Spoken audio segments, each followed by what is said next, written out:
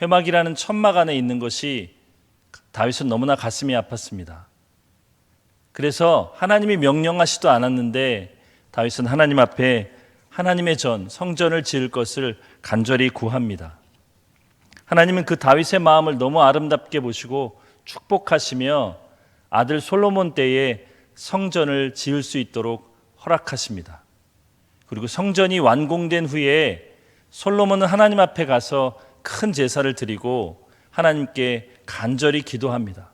그 솔로몬의 기도, 이스라엘 백성을 대표하는 그 솔로몬의 기도에 응답했던 하나님의 응답의 말씀 중 일부가 오늘 읽은 본문의 말씀입니다. 오늘 읽은 이 본문의 말씀 안에는 기도에 대해서 하나님의 뜻이 잘 나타나 있습니다. 첫 번째로 이 오늘 읽은 본문의 말씀을 들여다보면 기도에는 자격이 있다는 것을 알 수 있습니다. 기도는 아무나 할 수 있는 것이 아닙니다. 하나님 앞에 기도할 수 있는 자격은 주님의 백성이어야 한다는 것입니다. 내 이름으로 일컫는 내 백성이라고 오늘 말씀은 정확하게 이야기하고 있습니다. 주님의 백성이란 무엇입니까? 주님의 이름으로 일컬어지는 백성이란 주님 빼고 삶을 이야기하자면 남는 게 별로 없는 사람입니다. 주님을 모르는 사람들에게 예수 그리스도, 나를 구원하신 그 주님을 빼고 이야기하자면 별로 할 말이 없는 사람들이 주님의 백성입니다. 주님만이 모든 가치인 사람들, 주님만이 전부인 사람들이 바로 이 주님의 백성입니다. 우리가 기도하려 한다면, 기도의 응답을 받으려 한다면, 내가 악한 죄에서 벗어나려 한다면 우리가 누구인지를 먼저 기억해야 합니다. 저와 여러분은 하나님의 백성입니다. 쉬지 않으시고 우리를 지키시고 보호하시는 주님의 백성임을 내가 자각하고 하나님 앞에 기도하며 나가는 저와 여러분이 되었으면 좋겠습니다. 두 번째로는 주님의 백성에게는 기도의 응답이 약속되어 있습니다. 기도하여 내 얼굴을 찾으면이라는 말에는 저와 여러분이 하나님의 백성이 하나님의 얼굴을 구하며 기도할 때에 하나님께서는 반드시 그 기도에 응답하시겠다는 약속의 말씀이 들어 있습니다. 여러분, 이 약속의 말씀을 믿고 신뢰하며 기도했던 한 사람이 있었습니다. 우리가 잘 알던 다니엘입니다. 다니엘서 6장 10절에 이렇게 기록되어 있습니다.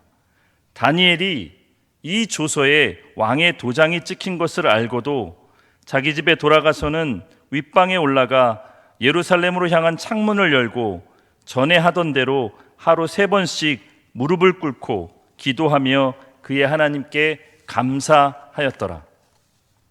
이 다니엘서가 기록된 시대는 다리오 왕 때인데 BC 529년경의 일입니다. 그리고 우리가 읽었던 본문의 말씀 역대하는 BC 948년경의 일입니다. 그럼 다시 말하면 성경 역대하 말씀이 기록된 지 400년 후에 다니엘은 이 말씀을 읽고 이 말씀에 의지해서 하나님 앞에 기도했습니다. 그런데 그 배경이 어떠했냐면 다니엘이 예루살렘에서 바벨론으로 포로로 잡혀갔을 때에 그때 바벨론의 왕은 느부갓네살 왕이었습니다. 하나님께서 다니엘에게 총명과 지혜와 하나님의 영을 부어주셔서 이 다니엘은 그 포로로 잡혀간 나라에서 총리가 되는 놀라운 일을 경험했습니다. 그리고 그 아들 벨사살 왕 때에도 여전히 그 주의를 유지했습니다. 그리고 나라가 바뀌었습니다. 다리오라는 사람이 나타나서 벨사살 왕을 치고 새로운 나라를 건국했습니다.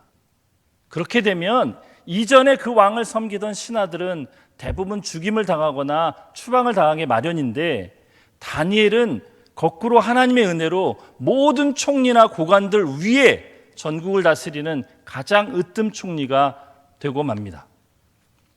여러분, 이 다리오 왕을 도와서 건국한 이 신하들, 고관들이 얼마나 이 다니엘이 눈에 가시였겠습니까? 그 그래서 오늘 다니엘서 6장의 말씀처럼 왕 외에 다른 신에게 기도하는 절하는 모든 사람들은 죽이겠다는 희한한 조서를 만들어내는데, 자신의 왕권에 취한, 왕의 권세에 취한 다리오 왕은 거기에 서명을 하고 맙니다. 그리고 그 서명된 것을 알면서도 다니엘은 이 하나님의 약속의 말씀을 믿고 기도합니다. 여러분, 지금 우리와 같지 않습니까? 많은 사람들이 코로나라는 전염병 때문에 모이면 안 된다고, 예배하면 안 된다고 이야기합니다. 그러면서도 그들은 자신들의 생계를 위해서 마트에도 가고 식당에도 가고 카페에도 갑니다. 여러분, 둘러보셨습니까? 자신들의 편안함과 안락함과 즐거움을 위해서는 기꺼이 여러 명이 모이는 곳에 가면서도 하나님의 전에 모이는 하나님의 백성들의 모임에 대해서는 색안경을 끼고 바라보고 얼마나 그것이 위험한 짓인지를 고발하는 사람들의 마음을 여러분 아십니까? 왜냐하면 그것이 이 세대를 장악하고 있는 어둠의 영의 뜻이기 때문입니다. 하나님의 뜻을 따라, 하나님의 명령을 따라 반응하는 하나님의 백성들이 더 이상 존재하지 않기를 원하는 어둠의 세력들의 뜻입니다. 그러나 다니엘은 자신이 죽을 것임을 너무나 극명하게 알면서도 하나님 앞에 기도했습니다. 그 결과는 사자굴에 던져지는 것이었습니다. 여러분, 성경을 읽어보면 다니엘서 6장에 아주 놀라운 말씀이 기록되어 있습니다. 다리오 왕이 다니엘을 사자굴에 집어넣으면서 하는 말이 이렇습니다. 다니엘아, 네가 항상 섬기는 너의 하나님이 너를 구원하시리라. 그리고 성경에 보면 다니엘이 울면서 기도했다는 내용이 없습니다. 오히려 다리오 왕이 금식을 선포하고 밤이 새도록 밤새 기도하고 전전긍긍하며 하나님이 다니엘을 구원해 주실까를 기대하다가 새벽 일찍이 다니엘을 던져 넣었던 사자굴에 찾아가서 이렇게 이야기합니다. 살아계시는 하나님의 종 다니엘아, 네가 항상 섬기는 내 하나님이 사자들에게서 능히 너를 구원하셨느냐? 물론입니다, 여러분. 하나님이 구원하셨습니다. 지금도 하나님은 살아계시기 때문에 이 백성과 이 나라, 열방을 구원하실 것입니다. 어떤 때에 다니엘이 이 놀라운 경험을 하였습니까? 그것은 약속의 하나님의 말씀을 믿고 기도했을 때입니다. 절망 가운데에서 믿음으로 순종했을 때입니다. 인간의 생각과 방법으로는 어찌할 수 없는 그때에 하나님께서는 미리 나타나셔서 어떻게 하면 그것을 피해갈지, 어떻게 하면 그것을 해결할 수 있을지를 알려주시지 않습니다. 오히려 그 절망 가운데, 그 고통 가운데, 그 슬픔 가운데 내버려 두시는 것처럼 보입니다. 그런데 그 절망 속에서 우리가 약속의 말씀을 믿고 일어날 때 하나님은 일하시기 시작하십니다. 우리가 약속의 말씀을 믿고 기도할 때에 하나님은 역사하시기 시작했습니다. 사랑하는 여러분, 우리가 기도해야 할 때입니다. 우리가 기도할 때 하나님의 일하심을 경험할 수 있습니다. 그러면 우리가 어떻게, 무엇을 위해서 기도해야 합니까?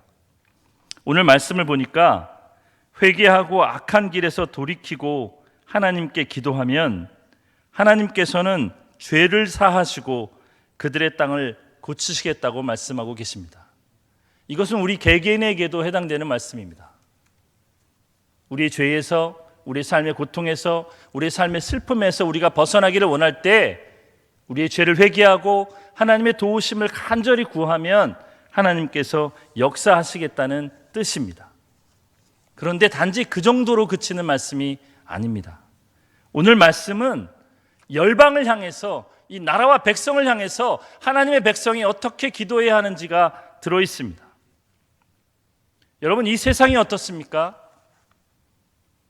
세상은 교회에 대해서 잘 알 수가 없습니다.